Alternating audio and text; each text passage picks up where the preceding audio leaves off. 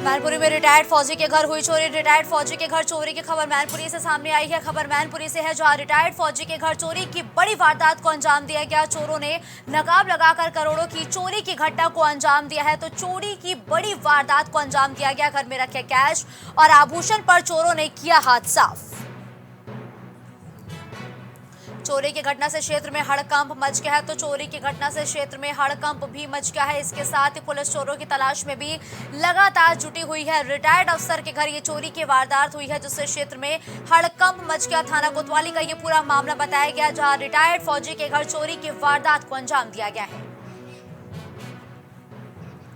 सागर इस खबर पर ज्यादा जानकारी के लिए हमारे साथ जुड़ चुके हैं। सागर, देखिए, रिटायर्ड फौजी के घर में चोरी की वारदात को अंजाम दिया गया है। इस दौरान चोरों को पकड़ने के लिए पुलिस क्या कर रही है? क्या चोरों की सीसीटीवी कहीं कुछ कैद हुई है क्या? रिटायर्ड फौजी के घर बीती रात चोरों ने नकाब लगाकर करोड़ों की चोरी की घटना को अंजाम दिया। घर में रखे कैश और आभूषण पर चोरों ने पूरी तरह से हाथ साफ कर दिया। चोरों की घटना से क्षेत्र में हड़कंप भी मच गया। सूचना पाकर मौके पर पुलिस के आला अधिकारी भी घटनास्थल पर भारी पुलिस बल के साथ पहुंचते। थाना कोतवाली क्षेत्र के ग्राम रूपपुर भरतपुर की घटना। इससे पहले भी कई बार मैनपुरी क्षेत्र के आसपास के क्षेत्रों में कई बड़ी चोरियां हो चुकी, लेकिन अभी तक पुलिस के हाथ खाली है। और मुझे लगता है कि शायद अभी भी इस बार भी शायद पुलिस के हाथ खाली हो सकते, क्योंकि इससे पहले भी कई चोरियां हुई हैं। वहां पर अब तक पुलिस किसी अंजाम तक नहीं पहुंची, लेकिन हाँ, कई लूट और कई चोरी में पुलिस ने कई लोगों को पकड़कर जो अभियुक्त हैं, जो आरोपी हैं, उनको गिरफ्तार भी किया। फिलहाल अभी बहुत बड़ी चोरी मानी जा रही है और फिलहाल अभी तक चोरों का कोई सुराग नहीं लगा। जी, धन्यवाद सागर, इस खबर पर हमारे साथ जुड़ने के लिए। उन्नाव में कर्ज में डूबे युवक ने खुद को मारी गोली। कर्ज के मकरजाल में डूबे युवक ने खुद को गोली मारी है। खबर उन्नाव से है, जहां युवक ने कनपट्टी पर गोली मार करके आत्महत्या। युवक को अस्पताल लेकर पहुंचे परिजन। तो कर्ज के मकरजाल में फंसे युवक ने खुदकुशी की है। डॉक्टर्स ने इस दौरान युवक को मृत घोषित किया है। परिजन युवक को अस्पताल लेकर पहुंचे, जहां डॉक्टर ने युवक को मृत घोषित कर दिया है। इसके साथ ही सूचना पर पहुंचे पुलिस मामले की जांच पड़ताल में भी जुटी हुई है। पुलिस ने शव को कब्जे में लेकर पोस्टमार्टम के लिए भेजा है। साथ ही मामले की जांच पड़ताल में भी पुलिस लगातार जुटी हुई है। इसके साथ ही दही थाना क्षेत्र के आवास विकास कॉलोनी का ये पूरा मामला बताया गया है।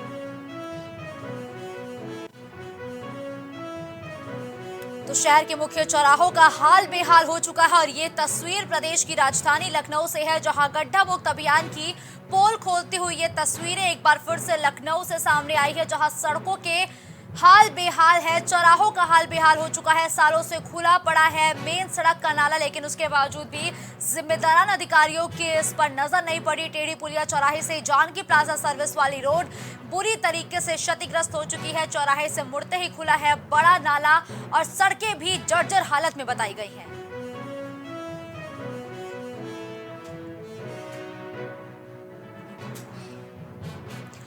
रितेश इस खबर पर ज्यादा जानकारी के लिए हमारे साथ जुड़ चुके हैं। रितेश, देखिए, लगातार आश्वासन दिया जाता है, अधिकारियों को फटकार लगाई जाती है, उनकी क्लास लगाई जाती है, साथ ही गड्ढा मुक्त अभियान भी चलाया जाता है, लेकिन उसके बावजूद प्रदेश की राजधानी लखनऊ से ऐसी तस्वीरें सामने आती है जहां पर सड़कें जर्जर हालत में हैं।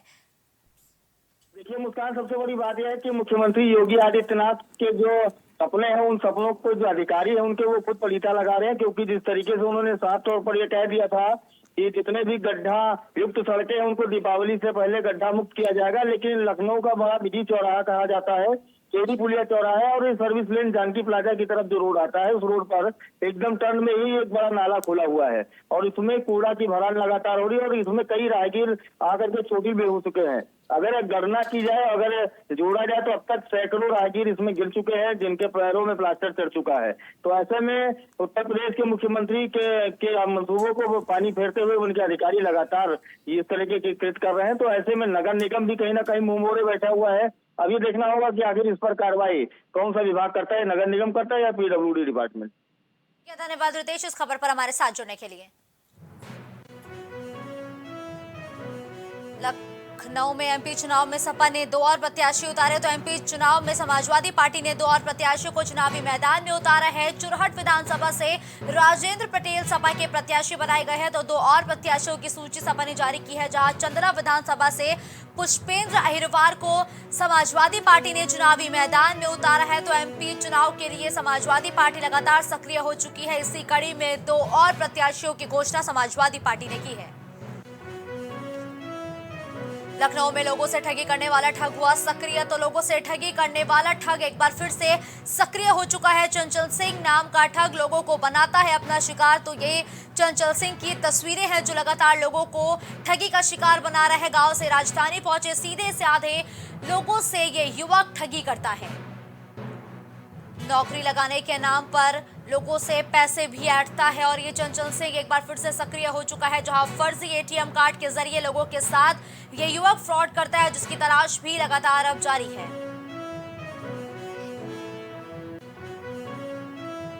संभल में अस्पताल में इलाज के दौरान किशोर की मौत की खबर है। अस्पताल में इलाज के दौरान किशोर की मौत की खबर संभल से है, जहां अस्पताल स्टाफ पर लगा लापरवाही का आरोप। अस्पताल स्टाफ पर लापरवाही का आरोप लगाते हुए परिजनों ने जोरदार हंगामा किया है। परिजनों ने की अस्पताल में लापरवाही की शिकायत। इस दौरान परिजनों का जोरदार हंगामा देखने को मिला। शिकायत करने पर अस्पताल के स्टाफ ने परिजनों से मारपीट भी की है। वही हंगामा बढ़ता देख पुलिस को सूचना दी गई और सूचना मिलते ही कोतवाली पुलिस भी मौके पर पहुंच गई है। मुरादाबाद रोड स्थित बच्चा हॉस्पिटल का यह पूरा मामला बताया गया, जहां अस्पताल की लापरवाही से एक युवक की मौत हो गई है। बदमाशों के हौसले हुए बुलंद, खबर लखनऊ से है, जहां बदमाशों के बुलंद हौसले एक बार फिर से देखने को मिले हैं। 60 लाख लेकर फरार हुए जालसाज, तो 60 लाख लेकर जालसाज फरार हो गए। एक बार फिर से ठगी की वारदात को अंजाम दिया गया। पैसे को दोगुना करने के नाम पर ये जालसाजी की खबर लखनऊ से है, जहां 60 लाख रुपए लेकर कुछ बदमाश फरार हो गए। निजी कॉलेज के अधिकारी ने दर्ज कराई एफआईआर। मंगलम इंटरप्राइजेस के डायरेक्टर और कर्मचारियों के खिलाफ ये एफआईआर दर्ज कराई गई है। इस दौरान देवा रोड स्थित इंडस्ट्रियल एरिया में है ये निजी कॉलेज। विभूति खंड थाने में आईपीसी 420 और 406 के तहत ये एफआईआर दर्ज कराई गई है। तो बदमाशों के बुलंद हौसले की ये जो खबर है लखनऊ से सामने आई है, जहां बदमाशों के हौसले बुलंद हो चुके हैं। 60 लाख लेकर जालसाज फरार हो चुके हैं। कलीम इस खबर पर ज्यादा जानकारी के लिए हमारे साथ जुड़ चुके हैं। कलीम, देखिए, पैसे को दोगुना करने के नाम पर एक बार फिर से जालसाजी की वारदात को अंजाम दिया गया है। किसके द्वारा ये एफआईआर दर्ज कराई गई है और पुलिस ने इस मामले पर अभी तक क्या किया है? मुस्कान, जिस तरीके से बात की जाए, विभूति खंड थाने में एक जो मुकदमा दर्ज किया गया है साइबर ठगों के द्वारा, क्योंकि जिस तरीके से एक निजी संस्था को साइबर ठगों ने निशाना बनाया, जिसमें ये कहा गया था कि जितना रुपया दोगे उसका 2 गुना आपको लाभ मिलेगा। और इस मामले को लेकर के बात की जाए, विरामखंड निवासी जो आशीष सिंह है, उन्होंने इस मामले में मुकदमा दर्ज कराया। उन्होंने और राहुल सिंह का जो नाम सामने आ रहा है, क्योंकि मुंबई का रहने वाला है, वो इसका मित्र था, उसने जो इनको इस तरीके का प्रलोभन दिया और जब इनके द्वारा 60 लाख रुपए उस में निवेश किए गए तो उसके बाद से ये लोग फरार हो गए। और जब ये जानकारी जुटाई गई तब इसके द्वारा जो है स्थानीय थाने पर पहुंच के मुकदमा दर्ज कराया गया। फिलहाल पुलिस अब इस मामले में तफ्तीश करते हुए जो ठगों की टीम है उनकी तलाश कर रही है और इसके साथ साथ साइबर क्राइम की जो सेल है उसकी भी मदद इस मामले में ली जा रही है कि आखिर जिस तरीके से जो ठग है, ये ठग आखिर ठगी करके कहाँ तक फरार हुए हैं और आखिर इन लोगों ने अब तक कितनों को निशाना बनाया, इन सभी का पूरा अपराध जो है खंगाला जा रहा है। फिलहाल देखना ये होगा कि जिस तरीके से जो साइबर ठगों का मामला लगातार बढ़ रहा है, ठगी के मामले में लगातार जो लोग शिकार हो रहे हैं, उस पर कब तक अंकुश लगेगा और आखिर इन लोगों की गिरफ्तारी है वो कब तक हो पाएगी। ठीक है, धन्यवाद कलीम इस खबर पर हमारे साथ जुड़ने के लिए। हमीरपुर में पड़ोसी ने मासूम के साथ की दरिंदगी। एक बार फिर से मासूम के साथ दरिंदगी की खबर हमीरपुर से है, जहां दुष्कर्म के बाद बच्चे की हत्या तक कर दी गई। इस दौरान पड़ोसी ने बच्चे के साथ दुष्कर्म की घिनौनी वारदात को अंजाम दिया। वारदात को अंजाम देने के बाद मौत के घाट भी बच्चे को उतार दिया गया और पुलिस ने शव को पोस्टमार्टम के लिए भेज दिया है। इस दौरान आरोपी को भी गिरफ्तार किया गया। मोदाहा कोतवाली क्षेत्र के नरायच गांव का ये पूरा मामला बताया गया है, जहां एक बच्ची के साथ दुष्कर्म की वारदात को अंजाम दिया गया और पड़ोसी ने ही इस दुष्कर्म की घिनौनी वारदात को अंजाम दिया, जिसके बाद बच्चे को मौत के घाट तक उतार दिया गया है। फिलहाल पुलिस ने आरोपी को गिरफ्तार कर लिया है और बच्चे के शव को पोस्टमार्टम के लिए भी भेज दिया है। हरदोई में खनन माफियाओं के हौसले हुए बुलंद। तो हरदोई में खनन माफियाओं का काला कारोबार धड़ल्ले से देखने को मिल रहा है। अवैध खनन को लेकर पुलिस प्रशासन एक बार फिर से मुस्तैदी दिखाते हुए एक्शन में नजर आया। खनन करते पकड़े जेसीबी और ट्रैक्टर ट्रॉली। तो खनन करते पकड़े गए जेसीबी और ट्रैक्टर ट्रॉली, इस दौरान बड़ी कार्रवाई की गई है। सीओ खनन विभाग ने पकड़ा मिट्टी का अवैध खनन।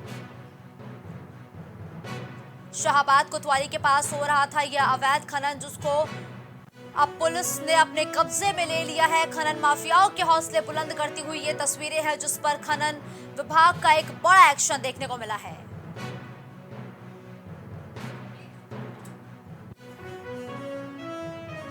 तो शहर में डेंगू के 38 और नए मरीज मिले हैं। बीते 24 घंटे में शहर में डेंगू के मरीजों की लगातार बढ़ोतरी देखने को मिल रही है। अलीगंज इंदिरा नगर इलाके से 5 नए मरीजों की पुष्टि की गई है। इसके साथ ही चंदर नगर और चिन्हट में 4 नए मरीज पाए गए। टूडियागंज और रेड क्रॉस इलाके में भी 3 नए केसेस सामने आए हैं। तो बीते 24 घंटे में लगातार डेंगू के मरीजों की संख्या बढ़ती जा रही है और जिले में अब तक 1100 मरीज डेंगू से संक्रमित पाए गए हैं, जिनका इलाज लगातार किया जा रहा है। और बीते 24 घंटे की बात करें तो 38 डेंगू के नए केसेस मिले। हमीरपुर में पड़ोसी ने मासूम के साथ की दरिंदगी। खबर हमीरपुर से है, जहां पड़ोसी ने मासूम के साथ दरिंदगी की है। दुष्कर्म के बाद बच्चे की हत्या तक की गई है। तो दुष्कर्म के बाद बच्चे की हत्या भी की गई है। खबर हमीरपुर से है, जहां पुलिस ने शव को पोस्टमार्टम के लिए भेज दिया है। मामले की जांच पड़ताल भी लगातार की जा रही है। वहीं पुलिस ने इस मामले पर एक्शन लेते हुए फिलहाल पड़ोसी आरोपी को गिरफ्तार किया है। वहीं बच्चे के शव को पोस्टमार्टम के लिए भेजा है। मौदाहा कोतवाली क्षेत्र के नरायच गांव का ये पूरा मामला बताया गया, जहां पड़ोसी ने एक बच्चे के साथ दुष्कर्म की वारदात को अंजाम दिया है। बच्चा अपने घर से ही 300-400 मीटर दूर एक नदी है, उसके किनारे पर मिला। बच्चे को जब CHC मौदाहा ले जाया गया तो वहाँ पे डॉक्टर ने उसको मृत घोषित कर दिया।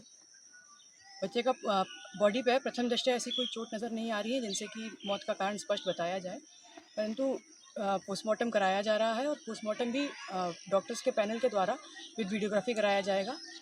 मौके पर फील्ड यूनिट और डॉग स्क्वाड को बुला दिया गया है, वो साक्ष्य संकलन की कार्रवाई कर रहे हैं। परिवारजनों द्वारा भी एक व्यक्ति जो कि उनका जानकार है और पड़ोस में ही रहता है, उस पर भी शक जताया गया है, उसको भी पुलिस के द्वारा हिरासत में ले लिया गया है।